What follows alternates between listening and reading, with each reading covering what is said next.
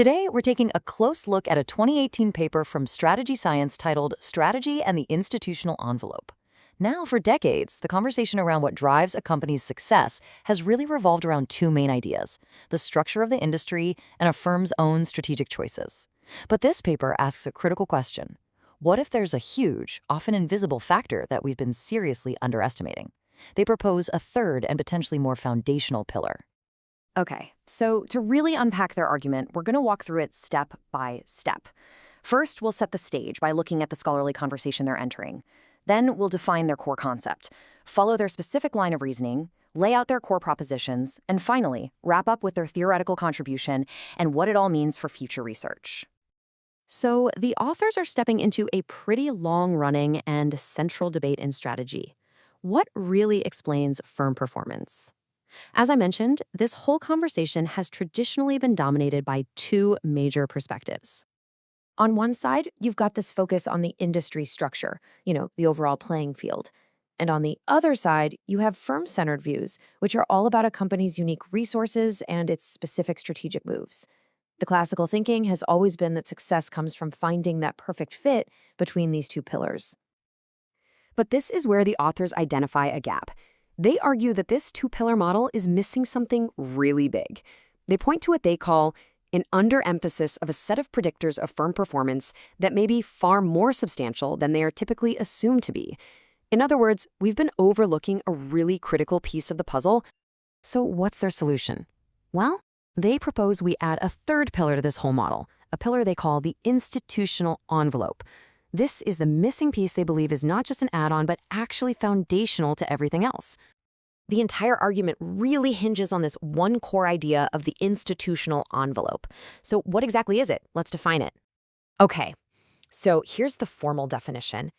At its core, the institutional envelope is the whole collection of rules, norms, and organizations, both the formal ones and the informal ones, that shape how businesses actually operate. You can think of it as the complete rules of the game, both the ones that are written down and the ones that are just understood. Now, what's really key here is just how broad this concept is. We're not just talking about laws and government agencies. It also includes all the informal stuff, like business traditions, social expectations, and those unwritten codes of conduct. And crucially, these formal and informal rules can work together, they can work against each other, or one can even stand in for the other. Now, within this big, broad envelope, the authors point to a more specific component they call the institutional infrastructure. This is the more tangible stuff, access to capital, talent, technology, and the legal systems that businesses absolutely need to get off the ground and grow. And here's the core logic of the whole framework. This institutional envelope isn't just some passive backdrop. It actively shapes both the industry structure and individual firm strategies. But, and this is a really critical point, it's a two-way street. Firms and entire industries also push back and shape the envelope in return. Okay, so the authors build their case by carefully mapping out these two-way or bidirectional relationships between all three pillars in their model. Let's break those down. First up, let's look at the link between the envelope and a single firm. The envelope basically sets the rules of the game, defining what strategies are even possible or viable. But firms aren't just passive players. They actively try to change those rules through things like lobbying and other non-market strategies to tilt the field in their favor. Next, you've got the relationship between the envelope and the entire industry. See, strong institutions can prevent monopolies and make sure competition is fair. But if those institutions are weak, you can end up with market failure. And then, looking the other way, a really powerful, concentrated industry might attract the attention of regulators, or it might even create its own rules through self-regulation. And finally, this is where it gets even more interesting. The institutional envelope doesn't just influence the other two pillars directly, it actually changes the relationship between them. It plays the role of a moderator. This quote really drives the point home. It means that a strategy that's brilliant in one country might completely fail in another, simply because the institutional rules of the game are different. As the authors put it, the same firm strategy can have very different performance outcomes under different institutional regimes. So after laying all that groundwork, we arrive at the paper's central thesis. And it's this: you simply cannot fully understand business strategy without first understanding the institutional envelope that it exists within.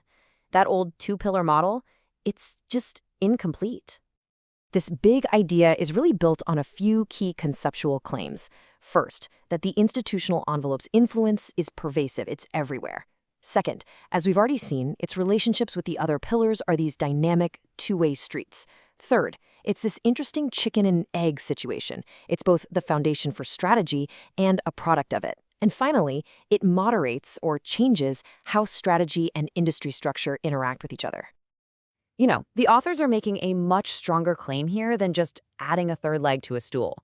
They are arguing that the institutional envelope isn't just another pillar. It is, in their words, in some senses, the foundation of the other two legs as well. The implication of this is pretty profound. It means that every single business strategy is, whether consciously or not, doing one of two things. It's either designed to conform to the existing institutional envelope, or it's designed to try and change that envelope. There's really no escaping its influence. So what's the ultimate contribution here? Well, the authors are effectively positioning this focus on institutions as the next great wave in strategy research, just as important as the previous waves that focused on industry structure and firm-level resources. And to push this new wave forward, they lay out a pretty clear research agenda. They're asking some really big questions. For example, what are the long-term trade-offs for firms that successfully influence regulation? How resilient are institutions to manipulative pressures? And maybe most importantly, how do we develop a truly integrated strategy that effectively combines both market and non-market actions? Ultimately, the paper is a call for a new, more integrated view of strategy, one that fully recognizes how market and non-market actions work together. And this leaves us with a critical, forward-looking question for the field. How can we ever really understand competitive advantage if we don't first understand the institutional world in which that advantage is won or lost?